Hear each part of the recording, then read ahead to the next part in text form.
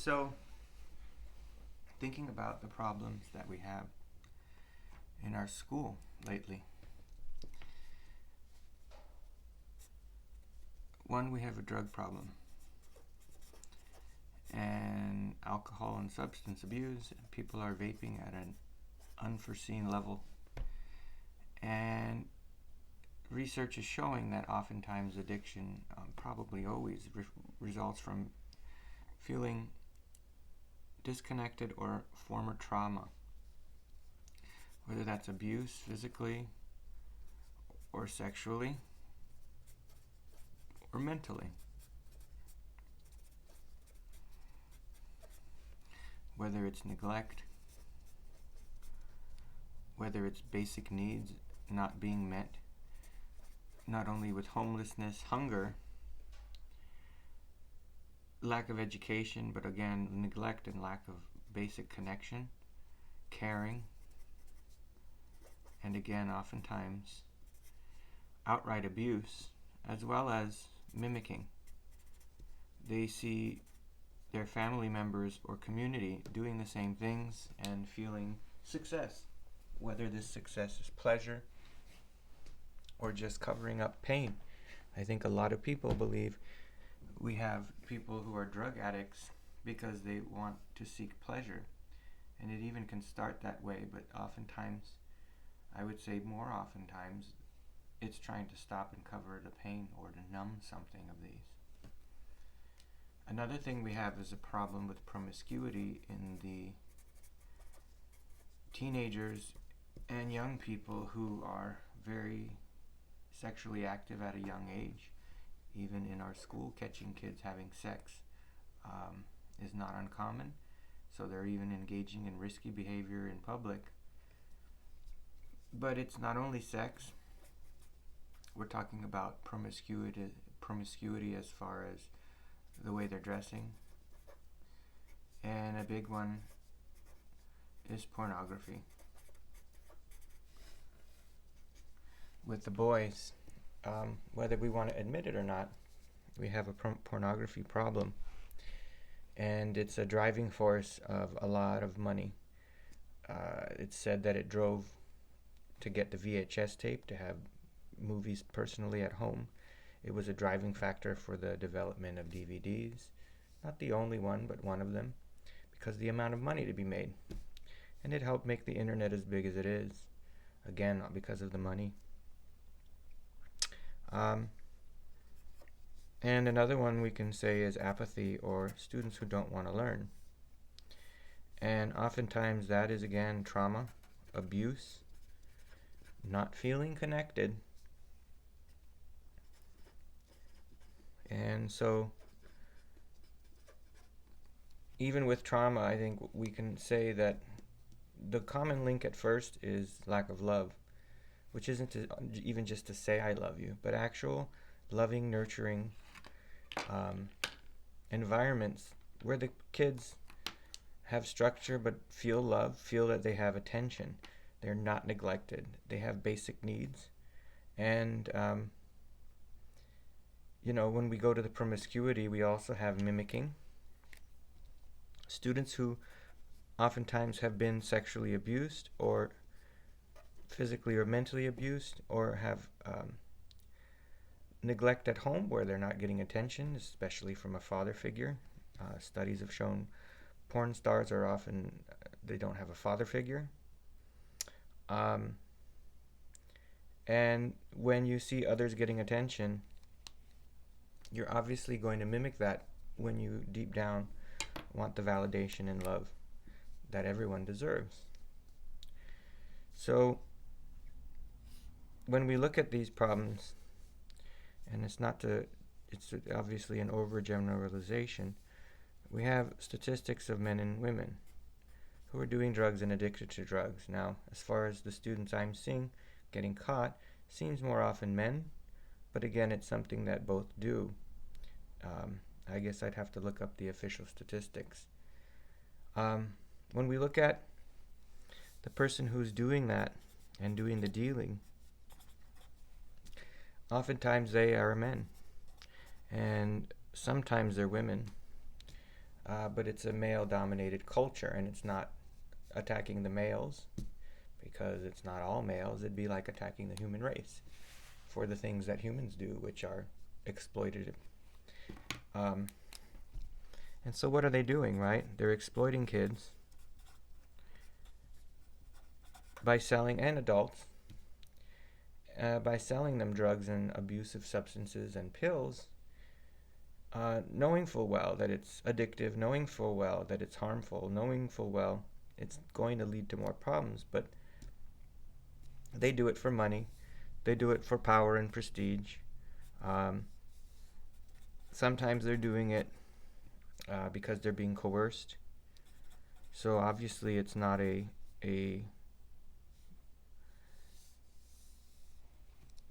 ideal situation um, if you're being coerced. Now again,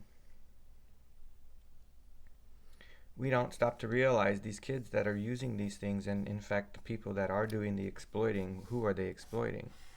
And some of us who may have a healthy environment and household could still be exploited, because addiction is something very strong, and it's not always a choice. So it may start off as fun and games, but again, the generalizations here, and we want to know why these kids are struggling with an addiction problem. We now understand with studies and anecdotes that psychologically we're dealing with a place of pain, a place of lack of attention and love, and lots of neglect, basic needs not being met, or coercion, and again abuse and exploitation. So then we get to the next one, where we talk about promiscuity, and we wonder why these women are dressed very provocatively. And we could even go to the opposite and say, well, let's look at the Muslim parts of the world that do the opposite and force women to dress. Now, why are we doing that? Is it because the women are doing something wrong? No. I believe the Quran says women should be covered because the men essentially can't control themselves. So at some point we all were naked and walking around, and it was not a big deal. We still have tribes in parts of the world that do that. So at some point we had exploitation where someone was raped, murdered, and at some point there became a market for promiscuity and the need to be covered for your own safety's sake, or to protect your wife or daughter from other predators who are trying to exploit them, some violently, others not. So when we look at this promiscuity, it's not coming from a place where they feel validated, loved, and healthy. And if it is, then it's not a problem. You have the right to express yourself in whatever way you want. But when we go down to the pornography industry that is so vast, and if we admit even the fact that we do have a giant crisis in sex workers who are being exploited, even recently a girl kidnapped at a basketball game, an NBA game, and they find her being exploited for sex work, sex trafficking, and labor trafficking. We don't want to really admit that this is happening, and people have disappeared at a regular rate that is very alarming. But let's get to something most people think are innocuous. Pornography. So with pornography, to whatever you want to define pornography as, whether it's sexual acts or just nudity or even sexually, sexy photos, who are generally the women who are doing these things or being held as trafficked sex workers? More often than not, it's women. And again, it's a generalization, but again, more often than not, it's women. And who are acting in the pornography? So the market is for women. Now, do we look at the people behind the market, or Hollywood, or porn companies and porn directors? Are often men, but not always. We're seeing more and more women. So it is a little bit of both, but predominantly men, just like up here, dealers dealing drugs. And I don't think even the people who are just casually looking at some beautiful woman or a porno video are necessarily healthy. So who is looking at them? Oftentimes broken men, people who've been abused sexually or physically or mentally, people who've been shown these things. When I was younger, someone showed me these things at even as young as the age of 7. I had a friend in another country who showed me in Canada his own father's stack of magazines under his bed at under less than 7. Someone who was even a church member, son, showed us theirs as well. So, it's the little taboo secret thing that a lot of times we don't talk about, but sometimes we're addicted to these things because we were shown them at a young age. And oftentimes when you don't feel connected or neglected, or you have unwholesome, unhealthy relationships and don't know how to have your own healthy relationship, you're going to seek these things more. So when you're in a healthy relationship and you're feeling fulfilled, you tend not to have a need to look for these things. But who are the women who are engaged in this? Like we said, studies have shown they have no father and they've been neglected. More often than not, they have no basic needs, some of them, or they've been abused physically, oftentimes sexually. And with the internet, we have a growing culture of women in poor countries as well as rich countries being exploited, where they can make more money doing what they call camming on the internet and doing porn in real time.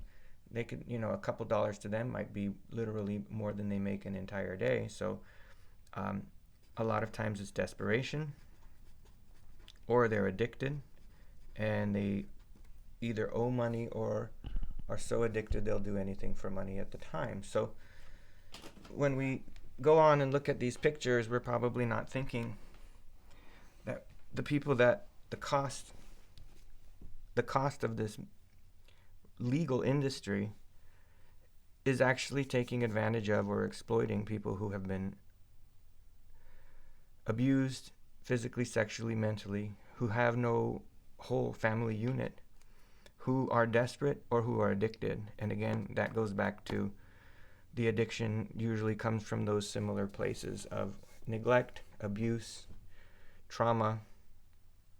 And we now understand that this trauma is generational because it becomes a very difficult cycle to break without structure, love, and compassion. And of course, it's very hard and complicated, and it would need to be a statewide, national-wide, community-wide effort, just like it's a family effort and a community's effort to raise a child. But again, when we look at even in Hollywood, there was this culture that probably still exists to a degree of exploiting people and exploiting women and exploiting minorities and not paying them fair wages and making them do sexual acts. And we're hearing things here and there like Epstein and Weinstein.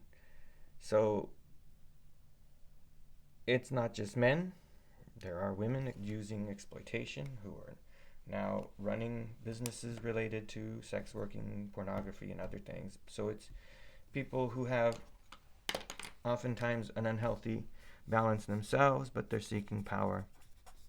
They're seeking money, or they're being manipulated because they owe or are addicted. But typically a healthy person, again, it's not a moral issue. So for me, the moral issue then becomes not the bad part of looking at pornography, because it's your life and you can do what you want, but the greater branching out cost, other than if you are doing something that might be harmful to yourself and your relationships and well-being mentally or physically, who are we involving? Because let's make up a number. Let's say there's 20 million, just completely made up number, 20 million women now. If there wasn't a market, there wouldn't be 20 million now. One could argue then they'll just go be exploited in other ways, but that's sort of the point here. We have a culture of people who have themselves been exploited, who are being taught things that do not fulfill them, do not make them happy, and sometimes they grew up with nothing, other times they grew up watching their own family members exploiting, or they grew up with not enough basic needs, so they feel they need to exploit others to make money. And many people who have money tend to realize it's not the be all and end all, and it won't satisfy you and give you healthy, wholesome relationships or make you whole. But again, so we start to see this pattern.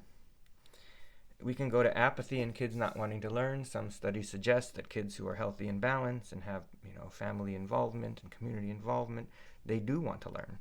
And we also are not teaching them the value, because obviously learning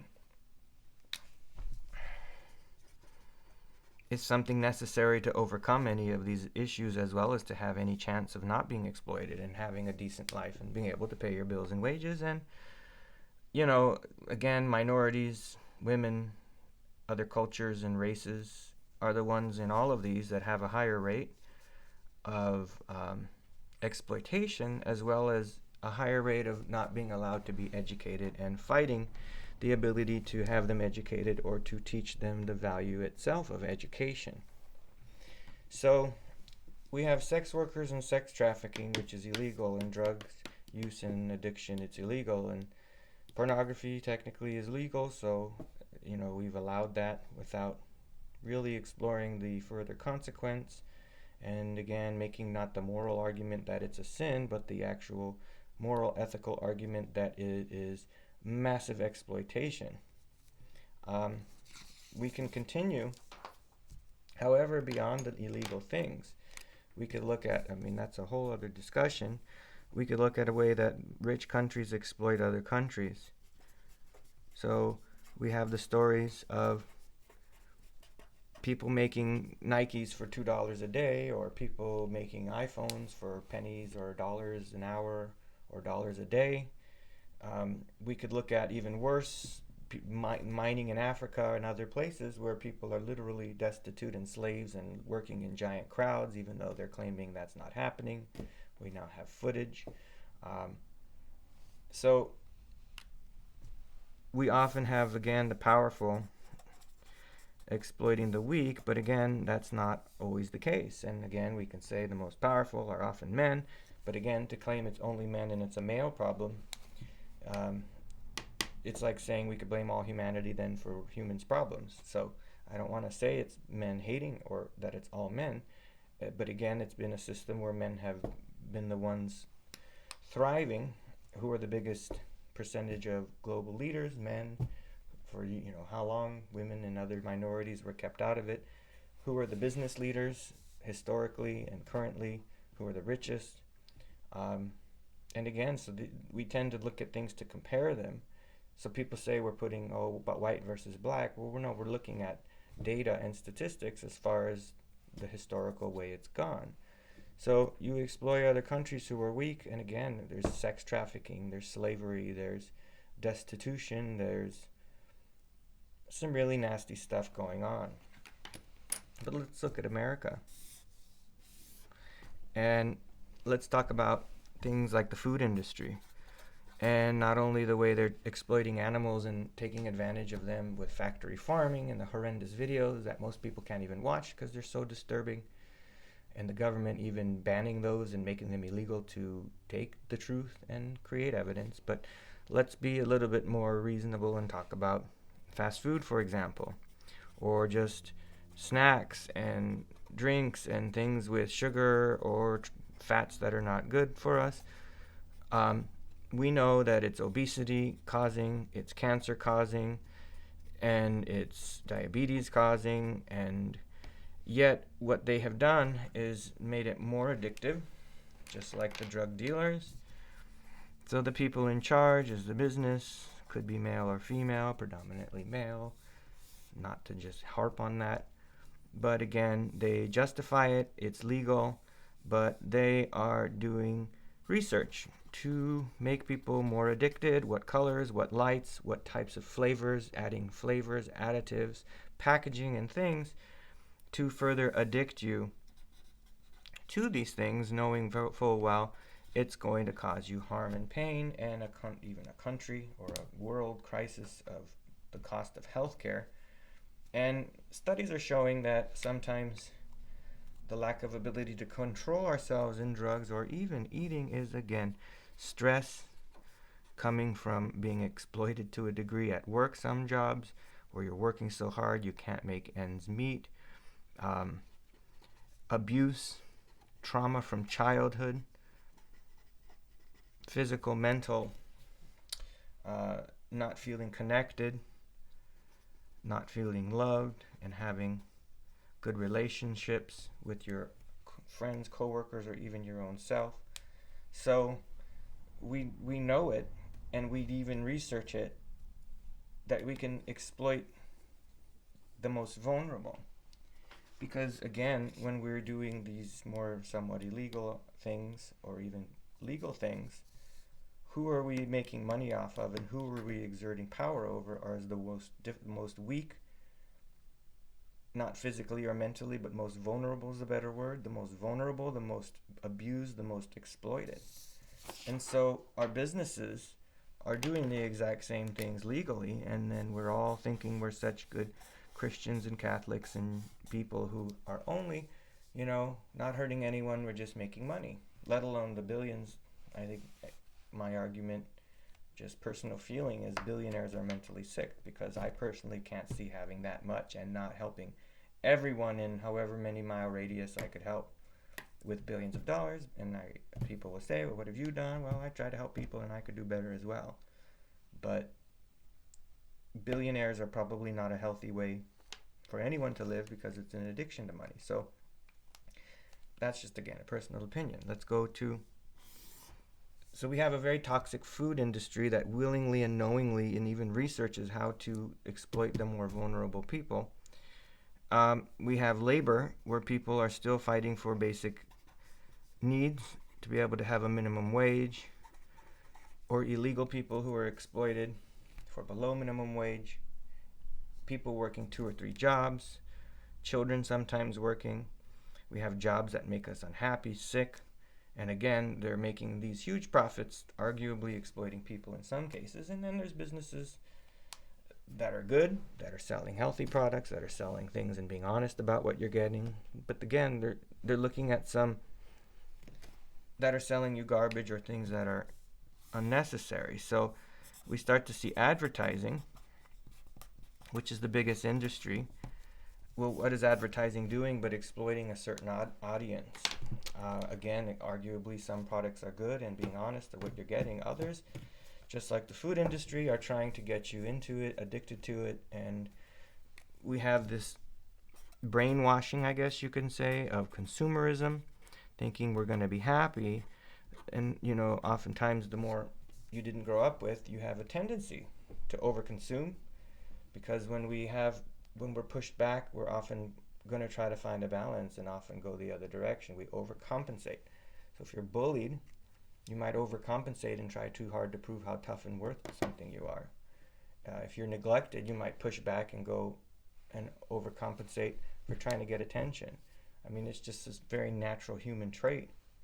So advertising has led to this consumerism. So they're saying, buy my beauty product. So who are we exploiting? People who are vulnerable and insecure about their looks and are not sure whether they're really beautiful enough and good enough. Buy this car, buy these clothes, because you're going to be cool. And again, when we become obsessed about that, it's an insecurity. When you grew up being told you weren't cool and good enough, you're going to want to prove you're cool and feel you're cool. But again, not all things that are beauty related are preying on people, and some are honest and some are fair, some are exploitative. Some of the advertising obviously is. Same with things, more than the industries itself, is the actual mental games we play to make people think that they need these things. Your beauty products, to the degree we spend money, even when we don't have the money for basic needs, we feel we need to spend money on them. For your image, to be cool, to appear strong. People who overproject being strong, often referred to as macho, whether you're male or female, Oftentimes they've been made to feel weak when they're growing up and have been bullied or abused and want to prove their success and that they're strong. And again, everything is nuanced. There's a bell curve, but it feels like we just accept the exploitation in advertising and food use. We can get to ones we know very well, drug companies, and we've caught them exploiting people, poisoning people. So again, we're having big business and the politicians who are doing their bidding when they get their giant campaign donations, which the Supreme Court said is now considered free speech and can be unlimited. So a corporation has unlimited billions of free speech words, and I only have 100 words to use to yell at the politicians, so that doesn't seem to make sense. But the drug companies have created things that are addicting, some that have massive side effects, some that kind of lie about what you're going to get, some don't. They kind of incentivize, we found, doctors for prescribing or over-prescribing, giving them gifts and kickbacks.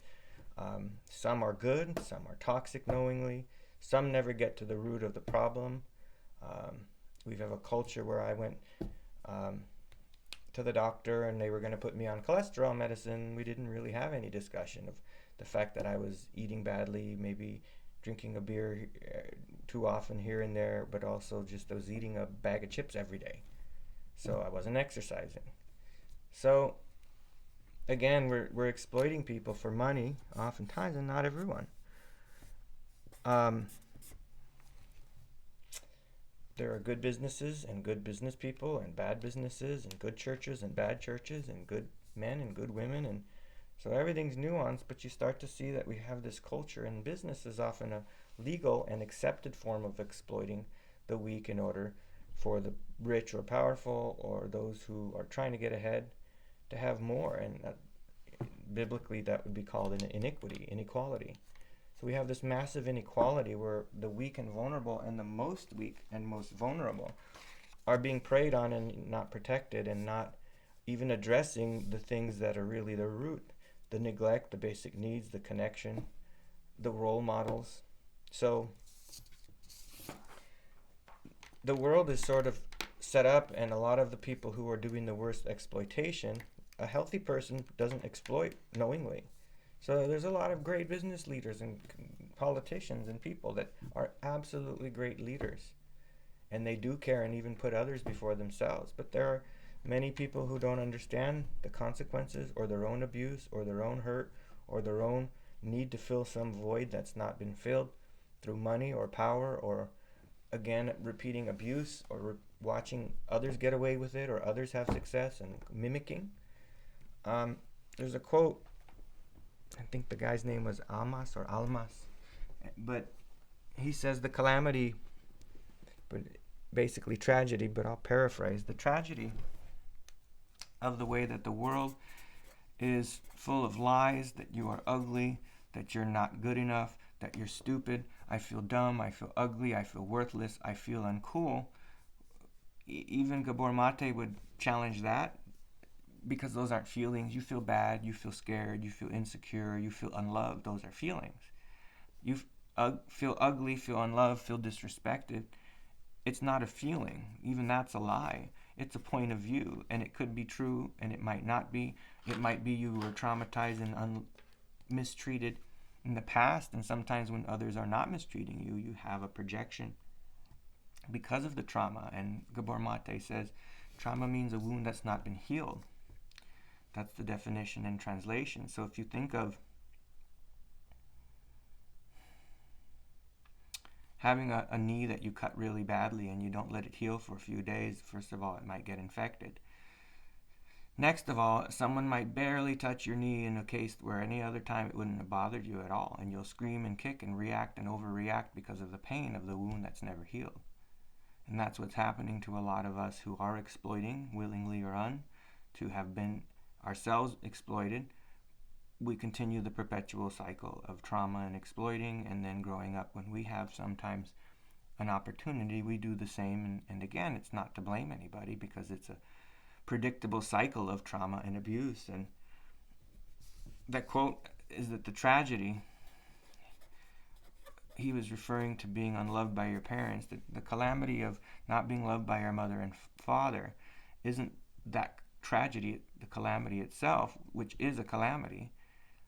The bigger calamity is that for the remainder of a certain period or your whole life, you feel that you've lost your own essence. You feel that you are not loved, you are not valued. And to paraphrase, that's what he's saying. So the tragedy of all of this exploitation and abuse isn't necessarily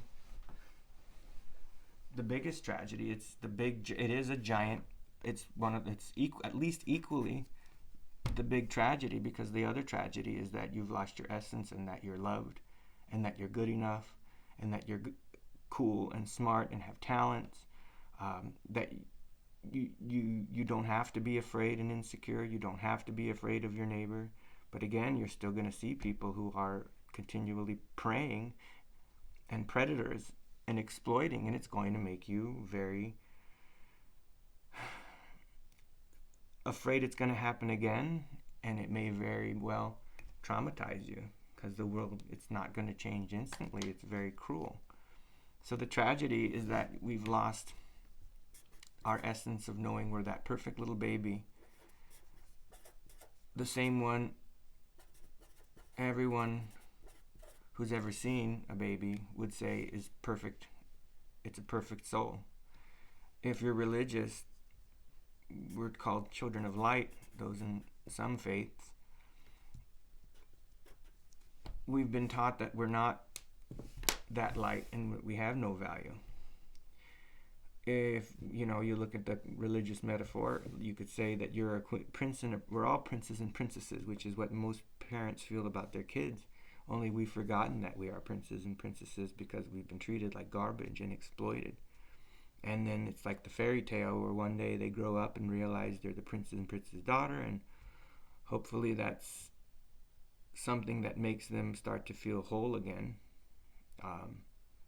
And if you're religious, maybe one day we'll get to see the king or queen, or however you want to say, the supreme father or mother, and be able to once again know that we are all children of great beauty and great talent and great value and worth, that we are precious. So the tragedy of our abuse, we don't realize, comes along with the tragedy of forgetting that we are precious, and that we are loved by others, and we are loved by, if you believe in God, the God, or if not, the universe. So it's just very interesting that even in our modern democratic societies, we're still exploiting people in very predictable ways, and we tend to exploit the most vulnerable. So are we ready to start knowing more about how we do it, and will it help at least those of us who have love and who don't want to do this, and who want to heal ourselves as well as others who have been abused by family members, by strangers, by teachers, by coaches, by other people, that even then themselves did not do it consciously or willingly, but we're continuing this cycle and perpetuation of trauma and abuse. So someone I said some of this to was saying, well, what's the answer? And it sounds so cheesy that it's love, but that's such a word of a variety of meanings. In Greek we have philo, like philosophy. Philo's like to love something, not someone. And so philosophy means the love of Sophia, which was wisdom. But the Greeks also have eros, passionate love, like with your relationship. Philia, which I believe is friendship, like a best friend. Storge, which is family.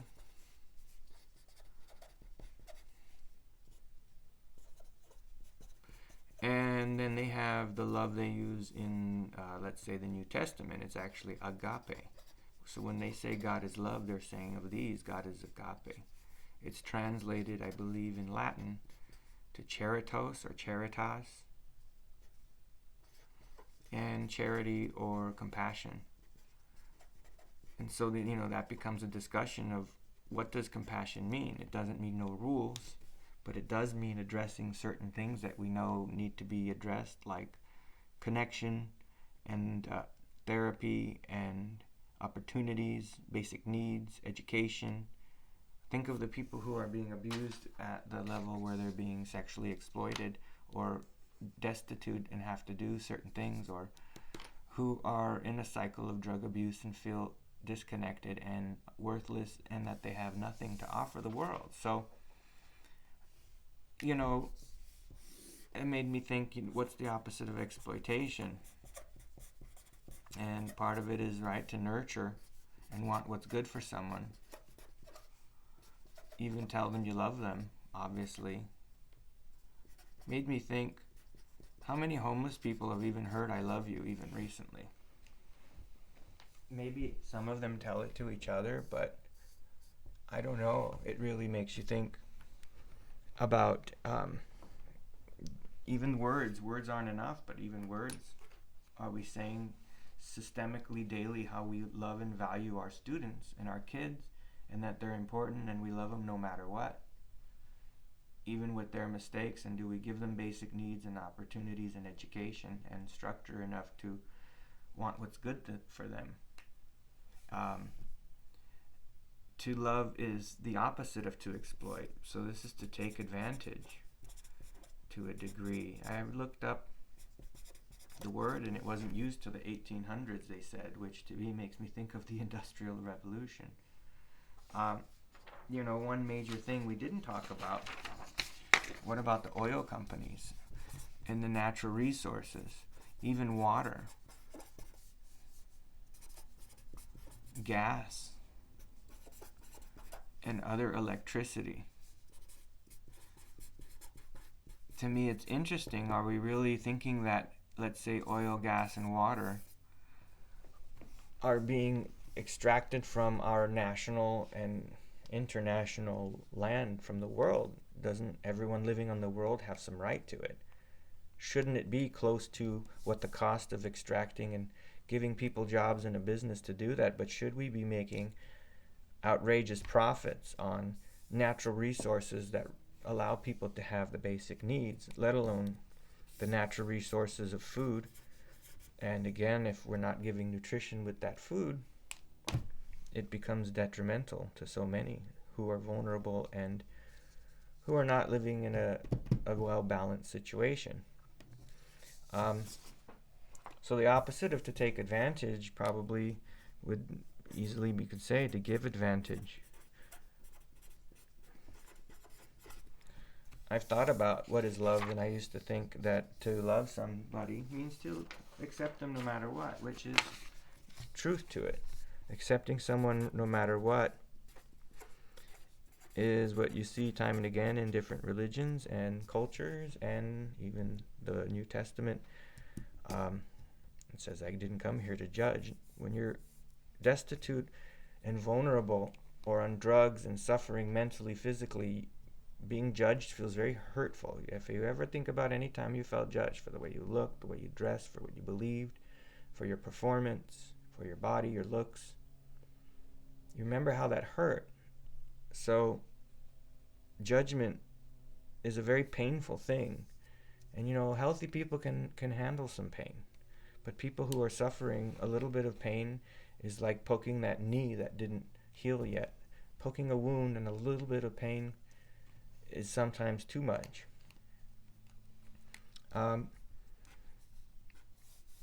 So with that, what I also mean is forgiveness.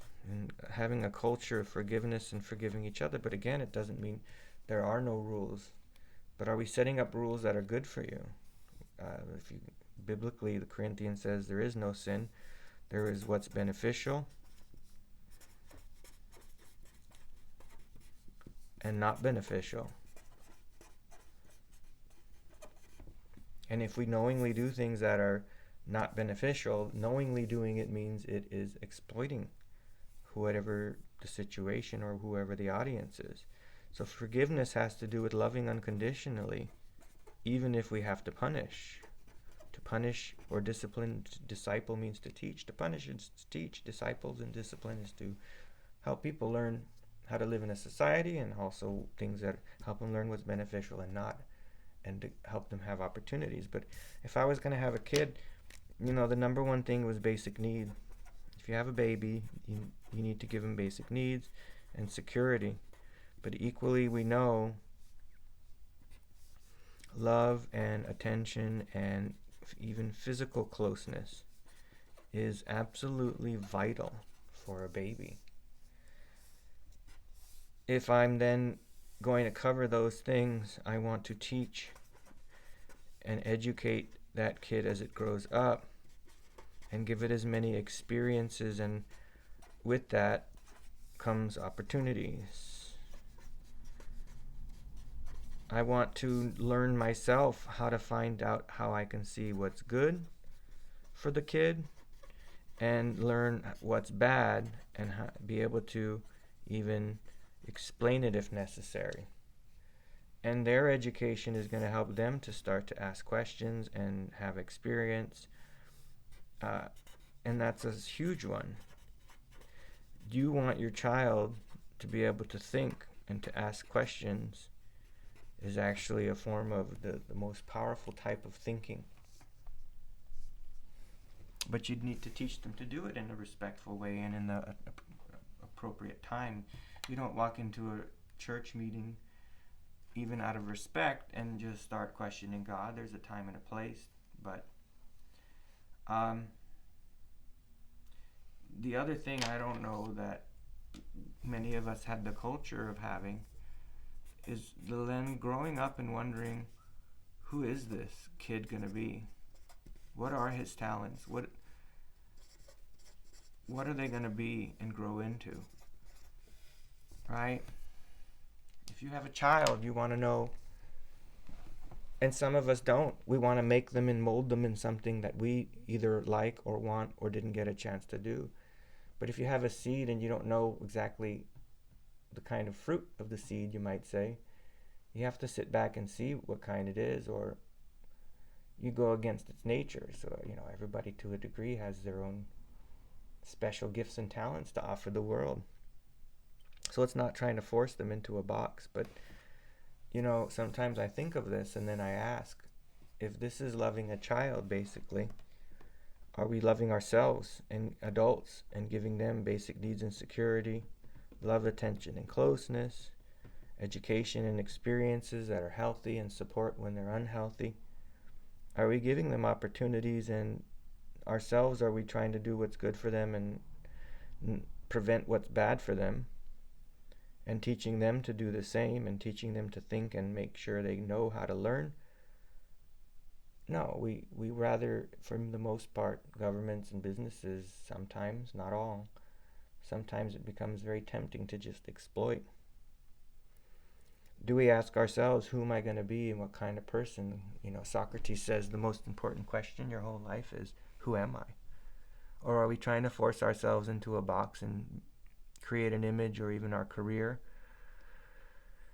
and validate ourselves or validate our kids or make them feel validated, whether it's true or not, for being a certain good student or a certain athlete or looking a certain way? Or are we going to teach them that they are loved unconditionally and no matter what, because they're that precious baby that you had? And are we treating ourselves that way? To love and forgive ourselves, and to remember we're good enough no matter who we are and what we do, and we're just learning, but to say I love you no matter what, and I can't wait to see what you're going to do, instead of continually forcing ourselves to live up to the expectation. And the expectation is coming from the world, who has a pretty bad history of just exploiting us. So are we going to live up to the expectations of exploitation, or should we live up to the expectations of something better?